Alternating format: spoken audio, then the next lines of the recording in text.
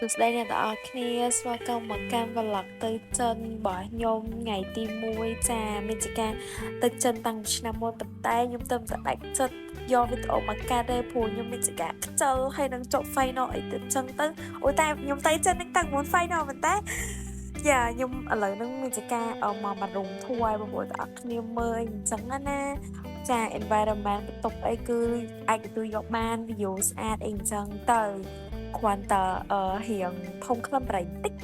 but it's okay សូឥឡូវយើងទៅចេញទៅក្រៅទៅរកអីញ៉ាំព្រោះយើងរៀងឃ្លាតដែរវាយប់អីអញ្ចឹងណាហើយយើងក៏មកដល់កូនម៉ែទូចមួយនៅនោះអីក៏មានដែរចាតែឃើញពីច្រើនសុទ្ធតែរបស់ហលតែខ្ញុំអាចញ៉ាំបានទេព្រោះខ្ញុំក៏យកទិញបានបាយមកប្រអប់នេះគឺរសជាតិគឺពិតជាពិបាកទទួលយកចិត្តខ្លាំងប៉ុន្តែខ្ញុំអត់មានអីញ៉ាំទេ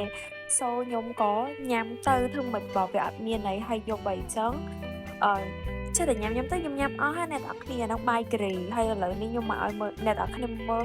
មុខខ្ញុំរៀងគីឡូដែរតាំងពីព្រឹកដល់យប់អីអញ្ចឹងណាវីដេអូយើងមានតែប៉ុណ្្នឹងទេ Thank you for watching bye